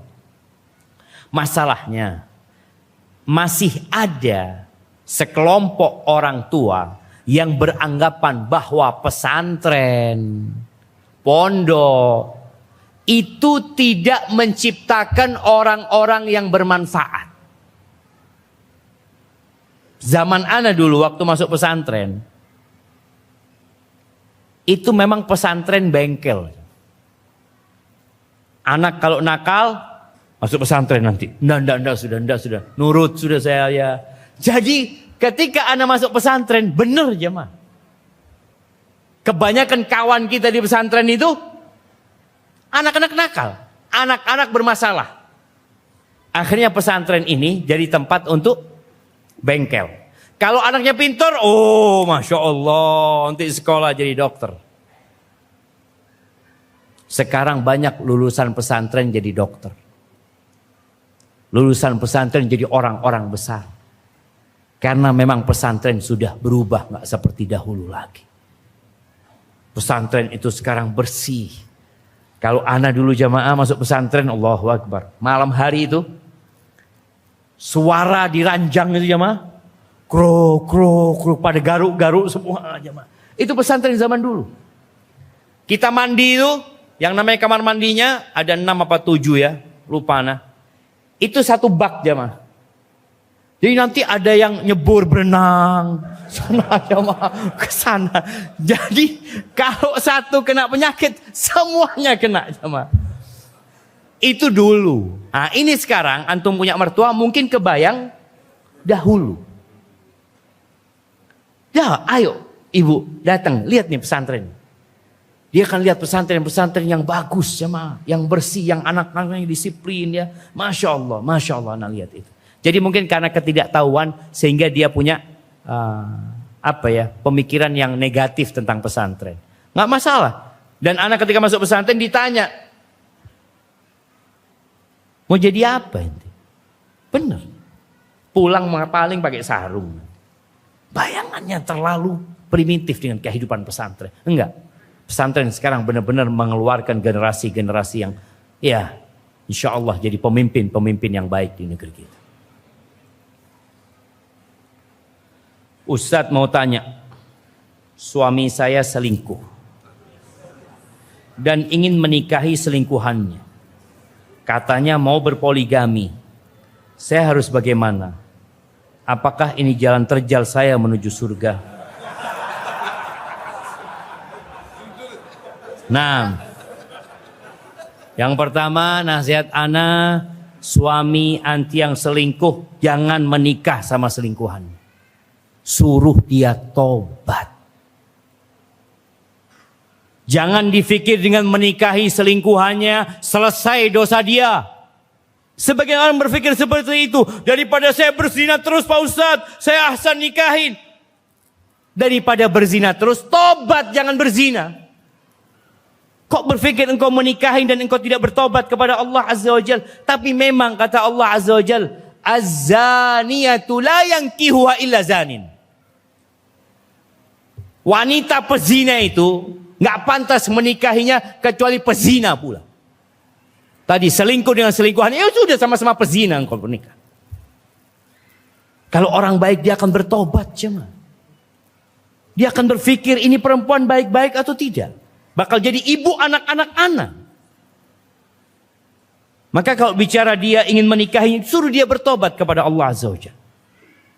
Ketika dia sudah bertobat dan dia ingin menikah, ingin poligami, suruh cari istri yang soleha. Seperti itu jemaah. Lu enggak usah, dia ini ingin bertanggung jawab. Tanggung jawab sama Allah Azza wa Jalla. Engkau bertobat kepada Allah dan ajak itu selingkuhanmu bertobat. Ketika dia sudah bertobat jadi orang soleh, itu cerita lain nanti. Bukan karena engkau kalau soleha aku nikahin. Langsung besok pakai kerudung. Kerudung ini jemaah beli 200.000 langsung pakai. Apakah itu tanda dia tobat? Belum tentu. Ada syarat dan ketentuan. Maka nasihat anak kepada yang bertanya ini, ajak suamimu bertobat dulu. Engkau kalau benar-benar mau poligami, pelajari ilmunya poligami. Engkau datang kajian, engkau sholat malam, berdoa mohon sama Allah, istikharah, minta petunjuk. Bukan tahu-tahu mau menikahin orang yang dia zinain. Na'udzubillah min dzalik jamaah. Oh, terus gimana kalau suaminya tetap mau menikahin? Kalau dia nggak bertobat, engkau gugat cerai. Karena apakah engkau mau hidup dengan pezina yang tidak bertobat? Kalau dia bertobat, silakan kau lanjutkan rumah tangga.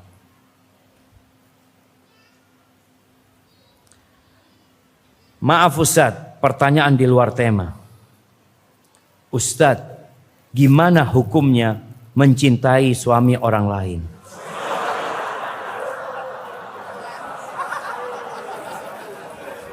Jamaah, tunggu dulu antum, belum selesai pertanyaannya nih jamaah.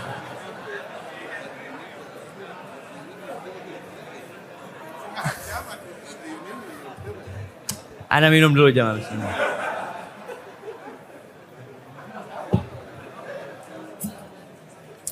Nah, Ustadz gimana hukumnya mencintai suami orang lain tanpa berniat merebutnya dari istrinya? Saya tertarik pada suaminya karena istrinya sering memposting kebaikan suaminya. Hati-hati nih jamaah. Bagaimana hukumnya seorang suami masih suka ngechat perempuan lain? Tunggu. Dia ini bersuami apa tidak?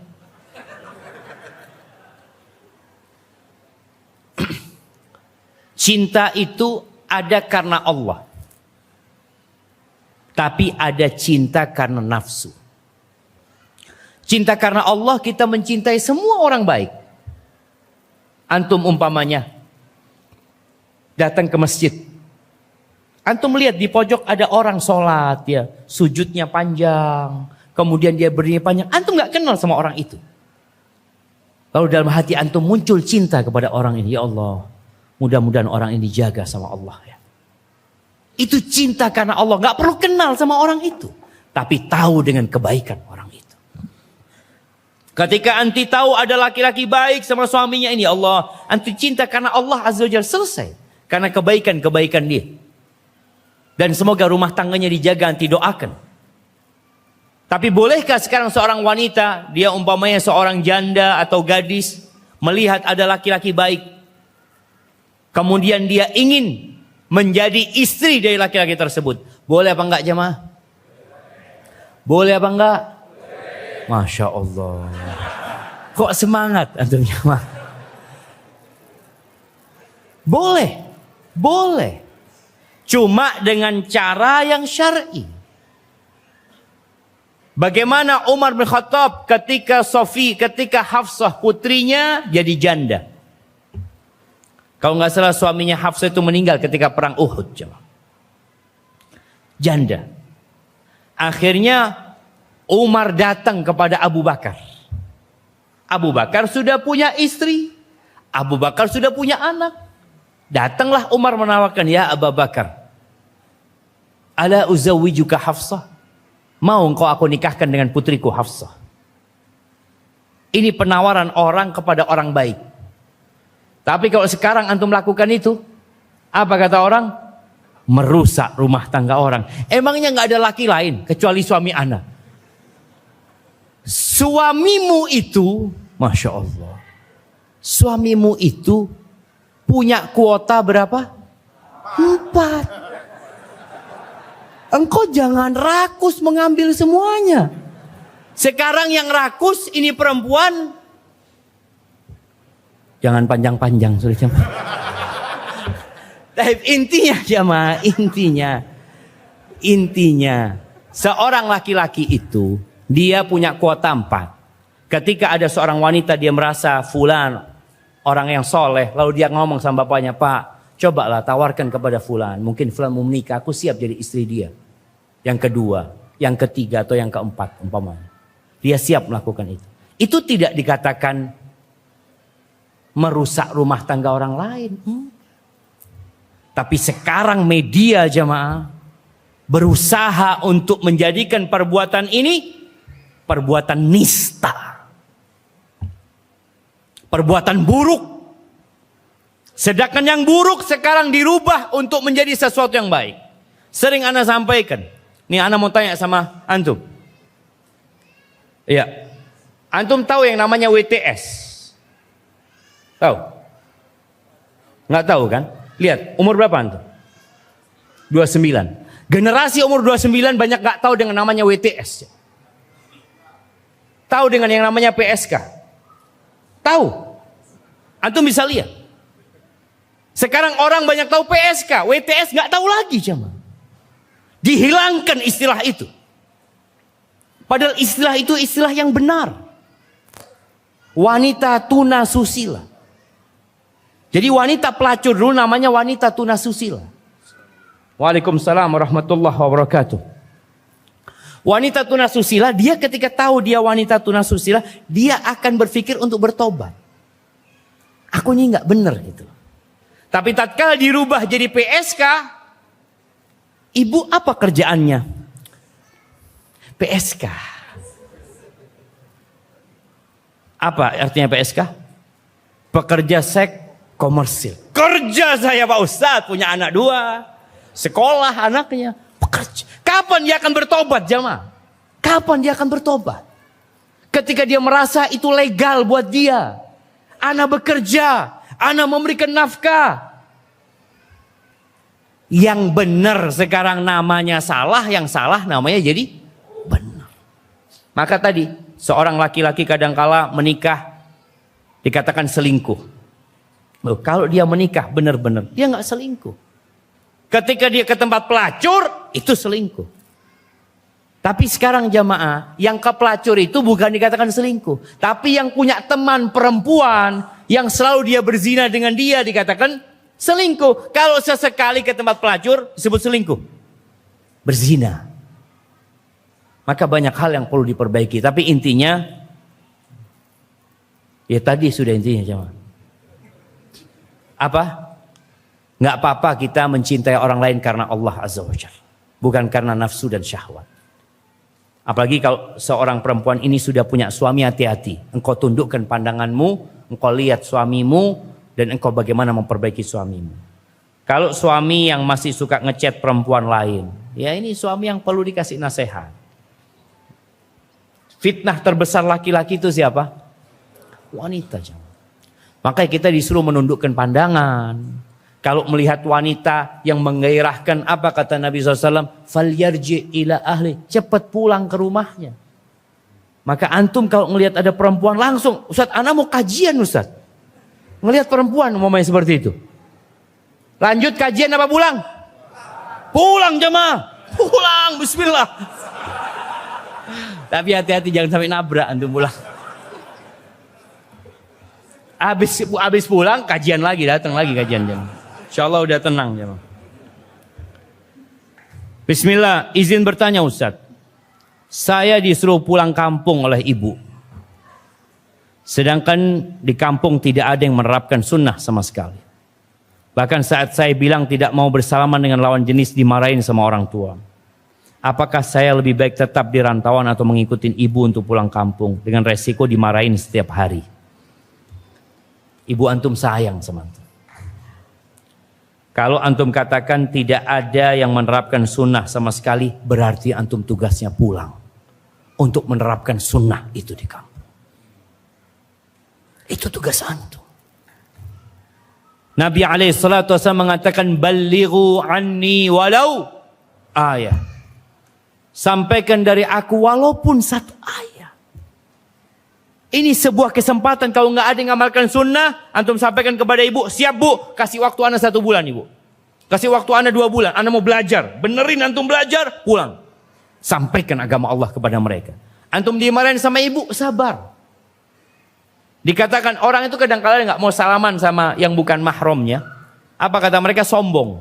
Sombong kau iya. Bukan, aku menghormatin dia ibu. Nabi SAW itu orang yang paling bersih hatinya. Beliau nggak pernah salaman sama sahabat-sahabat perempuan. Nggak ada tuh istrinya Umar, istrinya Abu Bakar, istrinya sahabat-sahabat yang datang mau salaman sama Nabi Muhammad SAW. Nggak ada jemaah. Antum baca sejarah.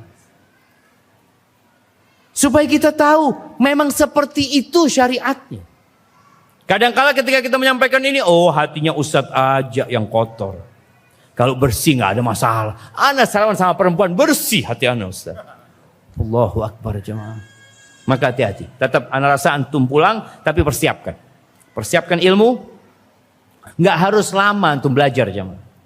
Para sahabat Nabi SAW itu ada yang belajar kepada Nabi SAW 18 hari. Pulang terus. Ada yang 3 hari pulang. Ada yang sekali bertemu dengan Nabi SAW dikasih ilmu pulang menyampaikannya. Yang penting ikhlas. Dijaga sama Allah insyaAllah. Tapi tetap harus belajar. Bagaimana cara lepas dari pekerjaan yang banyak menimbulkan maksiat? Dari sisi gaji, dari segi gaji dan lingkungan, saya berniat lepas dari musik, tapi di sini saya mencari nafkah. Saya tahu ini haram, tapi kenapa selalu maju mundur? Mohon pencerahannya agar saya lepas dari dunia malam. Antum jangan lepas dari dunia malam, tapi gantikan dunia malam antum. Dengan apa? Ya sholat malam. Tahajud. Ketika antum bingung mau melepaskan pekerjaan ini, ingat, waman yattaqillaha yaj'al lahu makhrajan. Barang siapa yang bertakwa kepada Allah, pasti Allah kasih solusi. Percaya enggak antum sekarang? Rizki, ya Allah jamaah. Antum lihat burung-burung. Siapa yang kasih rizki? Pernahkah ada pemerintah Indonesia sedang memberi makan burung-burung di Indonesia? Ada? Enggak ada. Pernah ngelihat ikan di Laut Bali ini? Siapa yang kasih makan? Mungkin ada acara di mana Bali ini setiap bulan ngasih makan ikan di lautan. Enggak ada. Siapa yang kasih rezeki? Antum lihat semut-semut, serangga-serangga, siapa yang kasih makan? Mereka nggak sekolah, mereka nggak pernah belajar, Allah kasih makan. Antum bisa belajar, antum bisa berbicara, antum bisa berdoa, antum bisa berupaya. Tapi kadang kala kita nggak yakin. yakin sama Allah Azza wa Jalla. Allah kasih rezeki dari arah yang tidak disangka-sangka. Wa man yatawakkal 'ala Allah fahuwa hasbuh. Barang siapa bertawakal kepada Allah, Allah dicukupin sama Allah. Maka nasihat ana, antum tinggalkan. Terus ana mau kerja apa? Minta sama Allah. Salat malam. Antum biasa dunia malam dari jam berapa ke jam berapa, gantikan waktu itu antum beribadah kepada Allah SWT. Ada satu orang jemaah. Ini cerita semoga memotivasi kita untuk kembali kepada Allah. Ada satu orang di Saudi sana, mungkin di Arab sana, dia ini di PHK aja, nggak punya pekerjaan. Akhirnya dia ngelobi sana, ngelobi sini, macam-macam dia, nggak ada yang terima dia. Suatu hari ketemu sama Syekh, seorang ustadz, dilihat wajahnya murung ya. Kok kenapa? Ana Syekh, ini belum dapat pekerjaan Syekh, kata dia. Ana sudah ngelamar di sini, ana juga sudah ngomong sama fulan, ana punya link ini, punya ini, macam-macam usaha dia. Lalu Syekh itu mengatakan, coba engkau ketuk pintu Allah Azza wa Jalla. Engkau minta sama Allah di sepertiga malam akhir, engkau doa minta. Setelah 3 hari ketemu lagi sama Syekh. Wajahnya sudah berubah. Engkau loh, ada apa nih kok kayaknya wajahmu berbahagia? Iya Syekh. Setelah engkau kasih nasihat aku benar-benar malam itu bermunajat kepada Allah Azza wa Jalla. Terus minta. Setelah itu suatu hari atau setelah 3 hari, aku naik mobil. Biasa mau cari kerjaan lah, nyari ngelamar di sana. Di dekat rumah itu ada sebuah kantor. Kok hatiku terbetik, coba anak ke kantor ini. Cuma yang jadi masalah dia nggak punya kenalan. Kita kan selalu berpikir jemaah, kalau nggak punya kenalan, ya sulit lah. Kalau punya orang dalam, insya Allah mudah. Ini anak nggak kenal, nggak punya orang dalam. Tapi hati anak, saya kenal, cobalah. Akhirnya anak berangkat ke sana. Sampai ke resepsionis, ke informasi di sana, anak tanya, ada lowongan kerja nggak di sini? Kata dia, ada 2 kata dia pekerjaan. Coba naik ke atas kata dia. Akhirnya dia naik ke atas ya. Nemuin bosnya, ngobrol sama bosnya, ditanya sama bosnya. Engkau mau kerja? Iya, ada 2 lowongan, engkau mau yang mana? Dikasih tawaran, langsung kerja aja. Sesuatu yang tidak pernah terbetik Allah kasih, itu yang namanya wa yarzuqhu min haitsu la yahtasib. Allah kasih rezeki dari arah yang tidak disangka-sangka. Kita ini selalu bersandar kepada gaji, bersandar kepada tabungan, bersandar kepada aset yang kita miliki, bersandar kepada fulan. Allah tempat bersandar kita. Dan Allah akan cukupin antum. Ustadz, saya mau tanya. Suami saya menikah lagi. Tapi dari segi ilmu kurang. Dan dari segi materi juga pas-pasan. Saya sebagai istri minta cerai, apakah saya berdosa? Dan kalau saya bertahan, suami juga tidak bisa menafkahi. Sedangkan untuk biaya sekolah 1 putra saja suami saya masih keteteran. Mohon solusinya Ustaz. Suaminya hadir enggak ini jemaah? Jamaah rahimakumullah, menikah 1 itu untuk yang mampu. Yang nggak mampu sama Nabi suruh puasa. Ini gimana nikah 2 ini? Nggak mampu nikah 2. Maka hendaklah semua bertakwa kepada Allah Azza wa Jalla. Ustaz, tapi anak ini takut terfitnah Ustaz. Ya puasa. Nggak mampu puasa Ustaz. Nikah nggak mampu, puasa nggak mampu. Terus maksain nikah. Jangan-jangan engkau nanti pada hari kiamat akan bermasalah besar dengan hak-hak anakmu, hak-hak istrimu yang tidak engkau berikan. Seharusnya dia memberikan sekolah buat anaknya. Akhirnya anaknya nanti nggak sekolah atau ibunya terpaksa harus kerja nanti karena sayang sama anaknya. Nasihat anak kepada perempuan yang bertanya. Yang pertama, engkau bersabar dan menyuruh suami berusaha lebih banyak lagi. Untuk tidak malas bekerja, sampaikan kepada dia, engkau sudah punya 2 istri, maka engkau harus lebih semangat lagi. Engkau harus memberikan nafkah kepada istrimu yang pertama, yang kedua, dan anak-anakmu.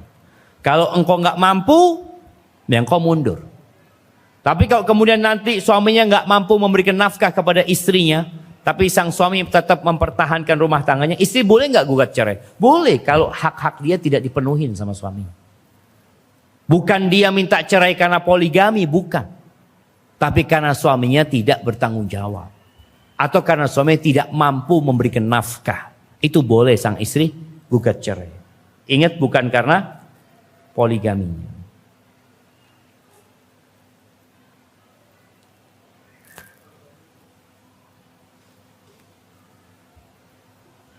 Nah, Ustadz, saya seorang janda. Saya haji sendiri tanpa mahram.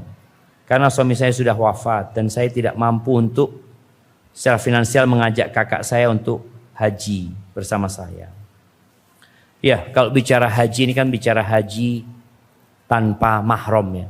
Bukan bicara haji tanpa mahram. Bicara tentang hukum safar wanita tanpa mahram. Jadi jangan bicara saya Ustadz mau haji tanpa mahram, nggak ada. Mau haji tanpa mahram tapi gimana Ustadz? Boleh apa enggak? Padahal dia berangkat kemana-mana tanpa mahram gitu loh. Jadi bukan masalah hajinya tapi masalahnya safarnya. Ada khilaf di antara para ulama tentang haji yang tanpa mahram ini. Bagaimana kalau memang dia nggak punya mahram? Sebagian ulama berpendapat nggak wajib. Ketika nggak ada mahramnya dia nggak wajib. Tapi sebagian ulama lain, di antara mungkin mazhab Syafi'i, ketika dia mampu berangkat, nggak ada mahram, tapi ada jaminan keamanan buat dia berangkat haji. Seperti itu. Tapi lebih baik tadi kalau mau ditunda sampai ada mahramnya, itu akan lebih baik insya Allah. Ustadz, bukan Ustadz ini, Tads. Ana sudah setahun ini diuji dengan penyakit. Hingga membuat ana sulit dalam beribadah. Beribadah tambahan. Selain ibadah yang diwajibkan. Mohon pencerahannya, Tats. Bagaimana ana harus bertindak yang terkadang ana takut terjadi sesuatu pada diri ana ketika ana paksakan. Iya. Di antara yang kita tunggu, kata Nabi SAW. Ketika beliau mengatakan badiru bil a'mali sab'an. Kalian segera beramal sebelum datang 7 perkara. Salah satunya au maradon mufsidan. Penyakit yang merusak. Orang yang sehat sekarang ini masih lagi nunggu penyakit loh jemaah. Antum yang sehat ini sedang nunggu apa? Nunggu penyakit. Makanya kenapa harus kontrol, kenapa jaga makan, kenapa olahraga, kenapa gaya hidupnya? Karena kita memang sedang menunggu yang namanya penyakit. Yang dia datang gak diundang. Ketika penyakit datang, namanya maradan mufsidan. Penyakit yang merusak tubuhmu, merusak aktivitasmu. Makanya orang yang sakit, kalau dia ahli ibadah, tetap ditulis ibadahnya dia. Yuktabu lil musafiri wal marid maka na ya'malu sahihan muqiman. Atau kama qala Nabi SAW. Akan ditulis buat orang yang sakit itu atau yang musafir amalan dia ketika dia sehat dan tidak musafir. Umpamanya dia itu rajin puasa Senin Kemis, sakit nggak bisa puasa Senin Kemis, tetap catatannya malaikat puasa Senin Kemis. Sebelum sakit dia selalu sholat di masjid shaf pertama. Sakit nggak bisa ke masjid, ditulis dia tetap sholat di masjid pahalanya. Biasa sholat berdiri, kena penyakit duduk sholatnya, ditulis sholatnya berdiri. Maka buat yang bertanya, antum harus ikhlas menerima penyakit ini. Dan ini baru setahun, baru. Nabi Ayub aja disebutkan sakitnya itu sampai 18 tahun. Ada riwayat sampai 7 tahun, baru. Maka terima dan semoga penyakit itu menghapuskan dosa dan mengangkat derajat.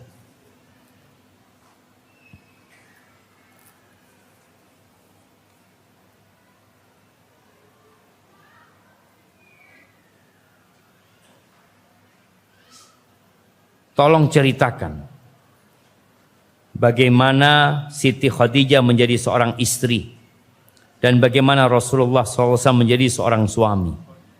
Ini sampai Isya jemaah. Kalau cerita gini ini sampai surat Isya. Yang jelas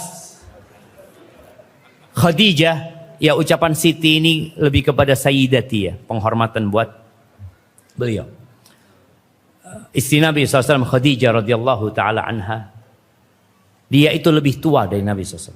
Ini pertanyaan kedua, tambahannya, bagaimana pahala jika seorang istri melayani suami, wabil khusus soal biologis.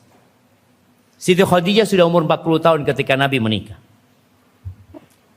Tapi perempuan dulu itu nggak kayak perempuan sekarang. Umur 40 tahun Khadijah masih punya anak 6. Nikah sama Nabi bisa punya anak 6. Sekarang emak-emak umur 40 tahun, aduh nggak bisa sudah. Bahaya kata dokter. Iya, karena memang perempuan sekarang nggak semuanya ya, rata-rata nggak beraktivitas. Perempuan dulu nyuci pakai tangannya jemaah. Ada yang sampai dibanting-banting jemaah. Sekarang perempuan tinggal pencet. Makanya kalau ke laboratorium yang sehat itu jari telunjuk sama jempolnya jemaah. Oh, masya Allah sehat semuanya jemaah. Karena yang bergerak cuma ini jemaah. Ada lagi perempuan sekarang nggak mencet, tahu-tahu baju sudah setrikaan semuanya. Pembantu semuanya sudah. Nggak ada, semuanya tahu-tahu dari setrika semua. Perempuan dulu mau masak itu ya dengan kayunya ya seperti itu. Ambil air mereka. Mungkin setelah pakai kayu yang pakai sumbu. Anak ingat waktu SD itu, kalau ibu anak mau masak, Syafiq, hidupin kompor. Pakai yang apa? Nggak, pakai yang sumbu itu. Dihidupin baru satu-satu jemaah. Diputerin ya. Sekarang nggak ada. Yes. Maka akhirnya orang-orang sekarang banyak lemah. Khadijah bagaimana melayani Nabi SAW. Subhanallah. Dia yang lebih kaya. Dia yang lebih banyak hartanya. Tapi tetap dia memuliakan suaminya. Karena ingat para istri, walaupun engkau lebih banyak uangnya, pemimpin di rumah tetap suami. Maka jadilah suami yang tanggung jawab. Dan rumah tangga Nabi sama Khadijah ini jangan ditanya sudah. Makanya perlu bicara yang panjang tentang rumah tangga keduanya. Tapi yang jelas Khadijah sosok yang sangat menghormati Nabi Muhammad SAW. Dan Nabi kita Muhammad SAW adalah sosok yang sangat mencintai Khadijah dan menghargai Khadijah. Nabi setelah Khadijah punya istri 9. Pernah beliau punya istri 9. Apakah 9 istrinya menggantikan Khadijah? Nggak ada. Nggak ada. Sampai Aisyah itu pernah dia mengucapkan sesuatu tentang Khadijah yang menyakiti hati Nabi SAW. Lagi, karena seringnya Nabi menyebutkan Khadijah, Aisyah sampai cemburu. Padahal kata Aisyah, aku nggak pernah ngelihat Khadijah, nggak pernah. Tapi kalau sudah nyebut kebaikan Khadijah, cemburu Aisyah. Lalu Aisyah pernah mengatakan, ya Rasulullah, ada apa engkau dengan ajuz, dengan perempuan tua dari Quraisy itu, Hamra asyidqain, yang sudah mulutnya sudah merah, ya. Biasa sudah tua renta, sudah mulutnya sudah merah, dan Allah sudah memberikan ganti kepadamu yang lebih baik. Maksudnya Aisyah. Apa kata Nabi SAW? La wallahi, enggak. Allah enggak menggantikan kepada aku yang lebih baik dari Khadijah. Lalu Nabi sebutkan kebaikan Khadijah kepada Aisyah. Itu Aisyah mengatakan, marahnya Nabi itu hampir 1 bulan. Besok lagi tanya, Aisyah, apa katamu tentang Khadijah? Diam Aisyah sudah. Supaya tahu pengorbanan Khadijah membela agama ini. Ketika Nabi didustakan oleh kaumnya, siapa yang mempercayai Nabi SAW? Khadijah. Ketika orang-orang berusaha untuk membahayakan kehidupan Nabi, siapa yang melindungi Nabi SAW dengan harta dan tubuhnya? Khadijah radhiyallahu ta'ala anha. Kalau pahala istri melayani suaminya, Masya Allah, Akbar. Kita lihat ya, apabila seorang istri diajak sama suaminya, lalu dia menolak, kemudian suaminya marah, apa yang terjadi? Malaikat akan melaknat sampai subuh. Berarti kalau dia melayani, akan ada doa buat dia, ada berkah buat dia. Bahkan kata Nabi SAW, wa fi bud'i ahadikum sadaqah. dan kalian mendatangi istri kalian itu dapat pahala sedekah. Maka yang nggak punya duit, sedekah di rumah. Nah, jadi istri pun ngelihat, ya bismillah, sedekah. Selain dia menjaga kehormatan suaminya, membahagiakan suaminya, dia akan mendapatkan pahala di sisi Allah Azza wa Jalla.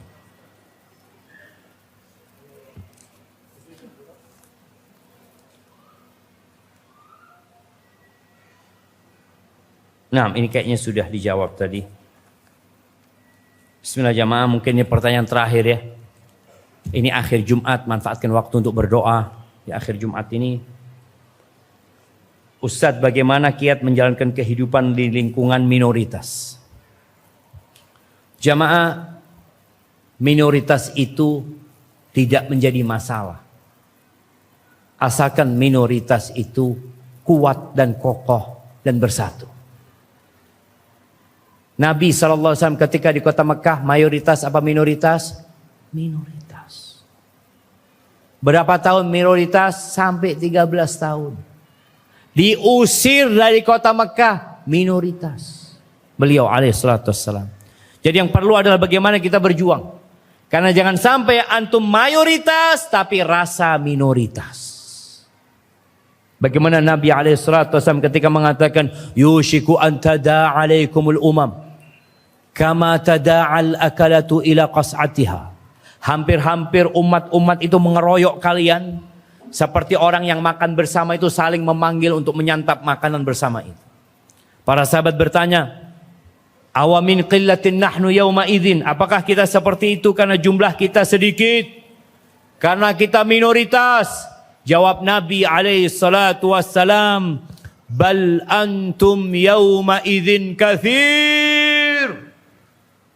Jumlah kalian pada waktu itu banyak.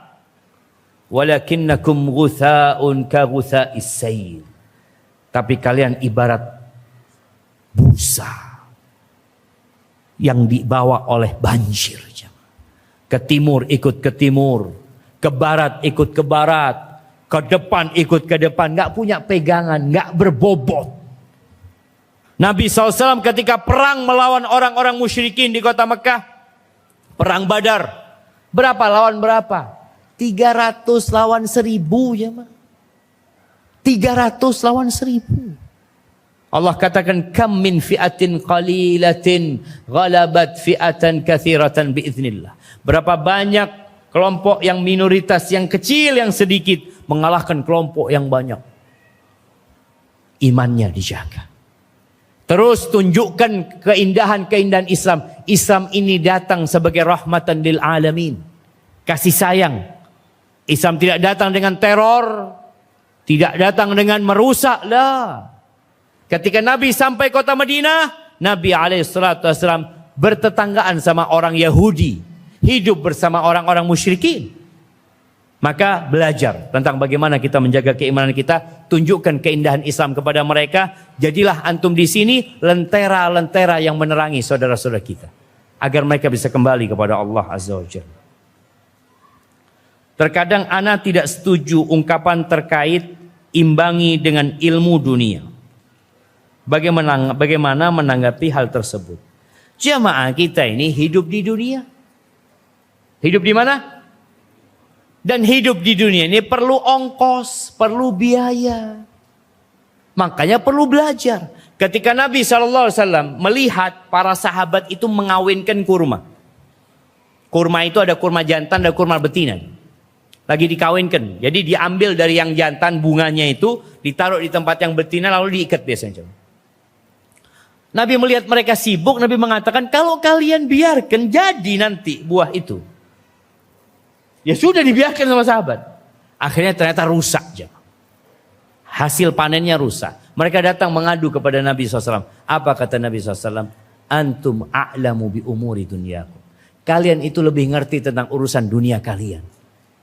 Jadi kita belajar agama, karena itu jalan kita menuju kepada Allah Azza wa Jalla. Kita belajar dunia, karena kita masih hidup di dunia. Kita butuh ongkos. Kita butuh biaya. Maka di antara ilmu-ilmu dunia itu ada yang fardu kifayah. Harus ada yang wajib belajar itu jamaah. Kalau nggak ada yang belajar gimana umat Islam nantinya? Cuma tetap bagi-bagi gitu.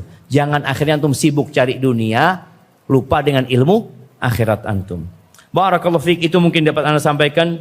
Kurang lebihnya mohon maaf. Sekali lagi, manfaatkan waktu yang ada untuk berdoa memohon kepada Allah. Allahumma ballighna Ramadan. Semoga Allah menyampaikan kita ke bulan Ramadan. Subhanakallahumma bihamdik. Asyhadu an la ilaha illa anta astaghfiruka wa atubu ilaik. Assalamualaikum warahmatullahi wabarakatuh.